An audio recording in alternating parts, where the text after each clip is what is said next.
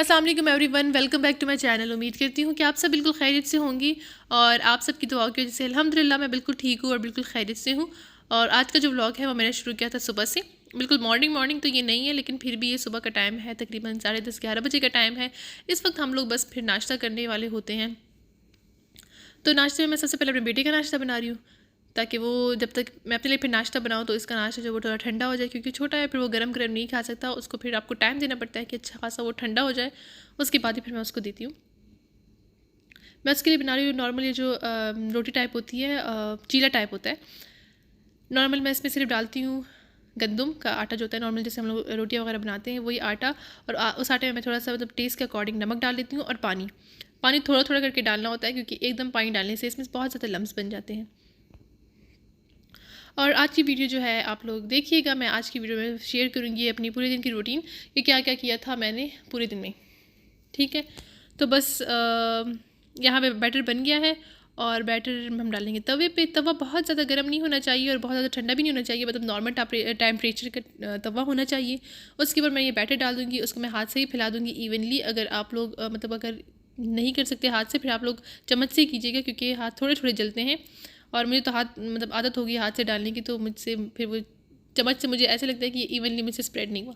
बस इसको आपने इवनली स्प्रेड कर लेना है। पहले आग को बिल्कुल हल्का रखना है, उसके बाद फिर आपने आग को तेज़ कर देना है। यहाँ पे जब इसका कलर चेंज हो जाए तो मैंने बस इसके ऊपर डाल दिया है ऑयल। ऑयल के बाद बस हम इसको फ्लिप कर लेंगे और दोनों तरफ से अच्छी तरीके से हम इसको सेक लेंगे।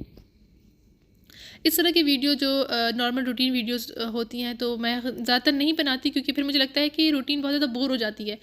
सुबह से एक ही रूटीन आपकी रोज़ाना ही चलती रहती है कि सुबह उठते हैं, नाश्ता करते हैं, फिर घर के काम वगैरह होते हैं, फिर उसके बाद मेरा बेटा नैप नैप जिस टाइम लेता है उस टाइम मैं फिर ख़ास कुछ काम नहीं करती हूँ, या उस टाइम मैं कुकिंग कर लेती हूँ। जो रात के लिए मुझे कुकिंग करनी पड़ती है वो मैं करके, तो फिर उसके बाद नॉर्मल सी जो बोरिंग रूटीन होती है वही हमारी होती है। तो मैं इसलिए ज़्यादातर वो व्लॉग्स ऐड करती हूँ जिसमें हम लोग वीकेंड में कहीं बाहर गए होते हैं या कुछ बाहर जाके हमने किया होता है, वही मैं ऐड करती हूँ। क्योंकि फिर मुझे लगता है कि एक जैसे व्लॉग्स बहुत ज़्यादा बोरिंग हो जाएंगे अगर मैं वीक के हर एक दिन की ये व्लॉग्स सेम डालूंगी, कि सुबह उठ के नाश्ता बनाना, फिर उसके बाद हाँ वही। क्योंकि पहले गर्मियाँ होती थी तो हम लोग बाहर जाते थे, अब गर्मियाँ पहले सर्दियाँ होती थी, सर्दी नहीं होती थी लेकिन मौसम अच्छा होता था तो हम लोग बाहर चले जाते थे। लेकिन अब बहुत ज़्यादा गर्मी होती है तो बाहर जाना भी बहुत मुश्किल होता है। अब तो फिर भी ज़रा मौसम ठीक हुआ है, आजकल हम पूल जाने लगे, लेकिन बहुत ज़्यादा गर्मी होती है वैसे। तो यहाँ पे वो जो था वो बन गया था, मैंने उसको छोड़ दिया था। तब तक मैंने कहा चलो मैं अपने लिए पराठा बनाना शुरू करती हूँ, क्योंकि जब तक ये बनेगा तो वो ठंडा हो जाएगा अच्छी तरीके से। यहाँ पे मैंने एक नॉर्मल साइज़ का पेड़ा ले लिया था, बहुत ज़्यादा बड़ा भी नहीं, बहुत ज़्यादा छोटा भी नहीं। और बस उसको हम लोग यहाँ पे बेल रहे हैं। मैंने पहले उसको खुश्की में लगा दिया था, फिर उसके बाद हम इसको इस तरह बेलेंगे। और आप लोग मुझे बताइए कि आप लोग नाश्ते में क्या क्या खाते हैं, क्योंकि मुझे नाश्ता करना बिल्कुल नहीं पसंद। अगर हो तो मैं कहती हूँ प्रॉपर नाश्ता हो अच्छी तरीके से, वरना मुझे नाश्ता करना इतना खास नहीं पसंद है। मुझे बहुत ज़्यादा बोरिंग काम लगता है नाश्ता करना। लंच करना मुझे अच्छा लगता है, क्योंकि लंच में ये होता है कि मैं फिर अपने बेटे को सुला के अच्छा सा फिर मैं लंच करती हूँ, तो वो मुझे अच्छा लगता है। लेकिन इस तरह से नाश्ता, क्योंकि बहुत हड़बड़ी में होता है, मैं नाश्ता अपने लिए बनाती हूँ तो उस वक्त में वो रो रहा होता है कि मुझे उसको पहले नाश्ता चाहिए होता है। तो फिर मुझे ज़रा अजीब लगता है कि वो नाश्ता करता है, मैं भी कर रही होती हूँ, सब कुछ बहुत जल्दी जल्दी हो रहा है, क्योंकि फिर वो तंग करता है, कोई ना कोई चीज़ गिरा देता है, कोई ना कोई चीज़ टूट जाती है। तो फिर ये होता है कि बस जल्दी जल्दी काम को ख़त्म करो। और मैं ये हूँ कि थोड़ा सा बंदे को मिले टाइम, मी टाइम मिले, कि बंदा रिलैक्स हो के अपना नाश्ता या चाय या जो कुछ भी होता है लंच होता है, बंदा अच्छी तरीके से इन्जॉय करे। तो यहाँ पर मैंने पेड़ा बना लिया था। उसके बाद मैंने कहा जब तक मैं चाय बना लेती हूँ तो इस पेड़े को मैं रेस्ट दे दूँगी। तो बस यहाँ पर ये पेड़ा पड़ा हुआ है, रेस्ट बेचारा ले रहा है।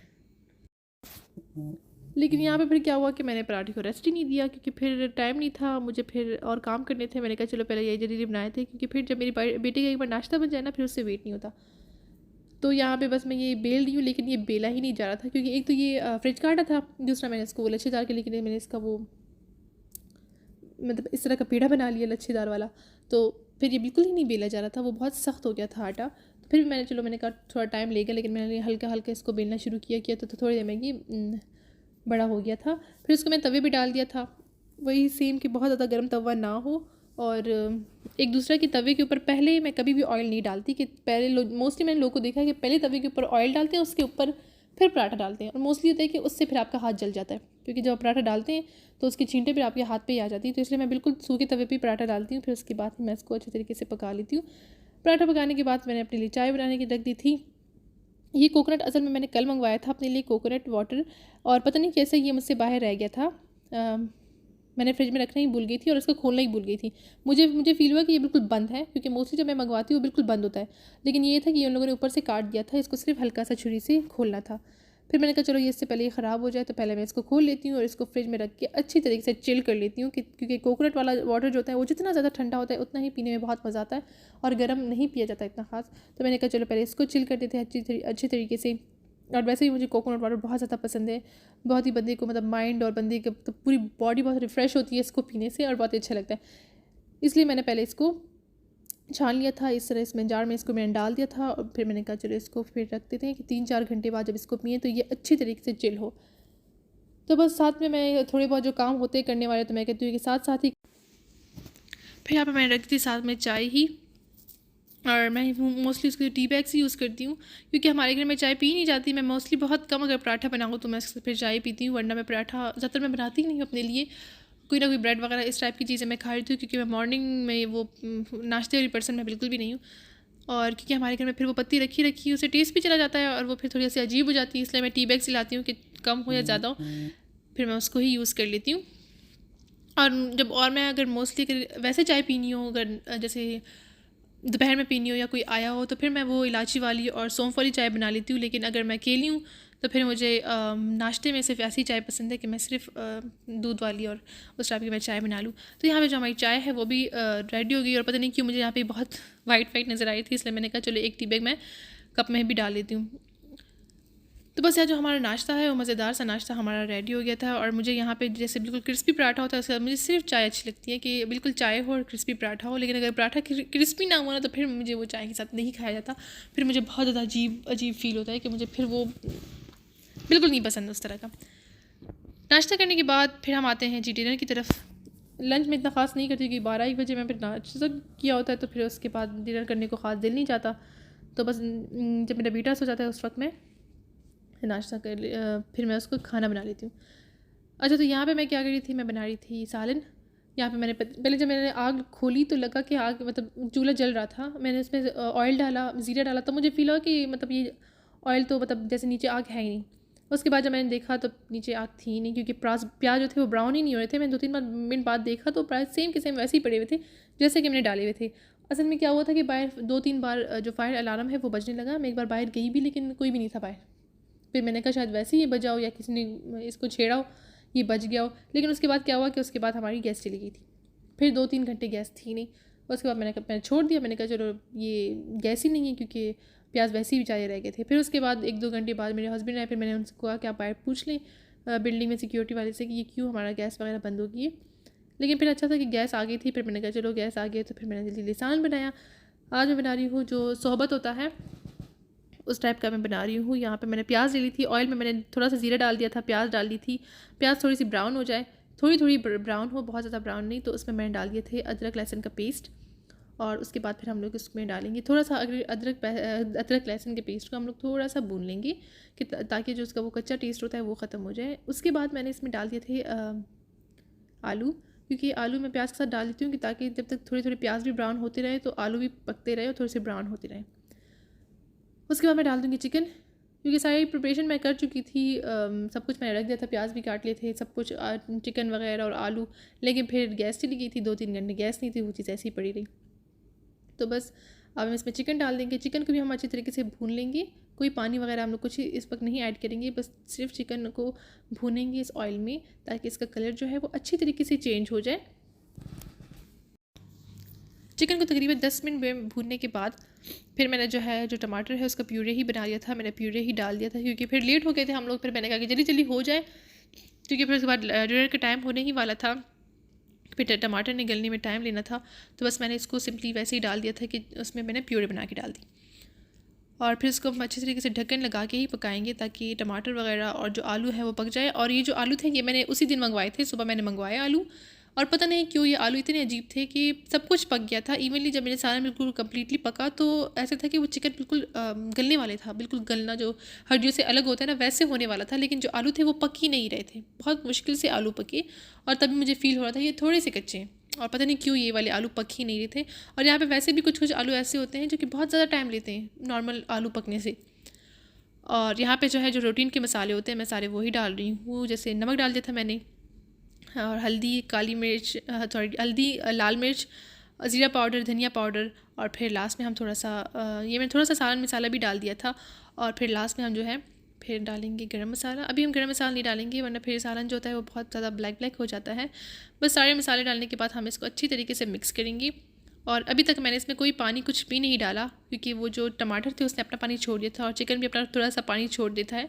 तो उसी जो पानी में वो ये कुक हो रहा है अच्छी तरीके से। अब जो है ये थोड़ा थोड़ा ड्राई होने लगता है, तो फिर मैंने इसमें थोड़ा थोड़ा पानी डालना शुरू किया। थोड़ा थोड़ी पानी डाली थी, फिर मैं उसको अच्छे से पकाई थी। और फिर जब वो ड्राई हो जाता, ताकि जो मसाला है ये अच्छी तरीके से पक जाए। जितनी अच्छी मतलब बुनाई हुई थी इतनी अच्छा ये पकता है। और दूसरे है कि आलू नहीं पक रहे थे, इस वजह से मैं थोड़ा सा टाइम ले रही थी। मैंने कहा ये आलू अच्छी तरीके से पक जाए, क्योंकि बार बार मैं आलू को निकाल के उसमें फोक या जो नाइफ़ होती है उससे मैं चेक करी थी, लेकिन वो फिर भी नहीं पक रहा था, पता नहीं क्यों। अजीब ही आलू थे। देखा अभी मैं यहाँ पे चेक कर रही हूँ, लेकिन आलू नहीं पके थे, ये बहुत सख्त है अभी भी। यहाँ पे जो हमारा कोरमा है वो ऑलमोस्ट रेडी है, लेकिन फिर भी मैंने इसमें थोड़ा सा नमक चखा तो नमक कम था। फिर मैंने पानी डाल दिया है। पानी आप अपने टेस्ट के अकॉर्डिंग डाल सकते हैं, मतलब जितना आपको इसमें पानी डालना होता है, क्योंकि इसमें पानी थोड़ा सा ज़्यादा लगता है, क्योंकि इसमें फिर हमने बाद में रोटी तोड़ के डालनी होती है और उसको भी थोड़ा सा भूनना होता है, तो इसलिए इसमें ज़रा पानी से ज़्यादा चलता है। आप अपने अकॉर्डिंग ही पानी डालें। तो मैंने इसमें तकरीबन 3 to 4 ग्लास पानी ही डाला था मैंने इसमें। उसके बाद फिर इसको अच्छी तरीके से बॉयल आने तक थोड़ी देर पकाना होता है। और फिर इसमें लास्ट में अपने नमक सब कुछ एक बार फिर चख लें, क्योंकि पानी डालने से और जो ये सब कुछ होता है फिर इससे बहुत ज़्यादा नमक वगैरह कम हो जाता है। तो फिर आप इसको टेस्ट कर दें, जो चीज़ भी आपको कम लगे तो आप इसको एंड में डाल सकते हैं। अब देखें यहाँ पे अच्छी तरीके से जो है वो इसमें बॉयल आ रहा है और ये अच्छी तरीके से पक गया है। इसके बाद फिर हम लोग, क्योंकि इस वक्त में मैंने आलू देखा तब भी मुझे आलू जो था वो कम्प्लीटली कुक नहीं लग रहा था। फिर मैंने कहा चलो इसको थोड़ी देर में और पका लेती हूँ। फिर मैंने उसको साइड वाले चूल्हे में रख दिया था अच्छी तरीके से, कि मैंने ये थोड़ी हल्की आंच पे पकता रहे और तब तक आलू भी पक जाएंगे। तब अब मैं इसको रख दूँगी साइड की आंच पे और ये पकता रहे।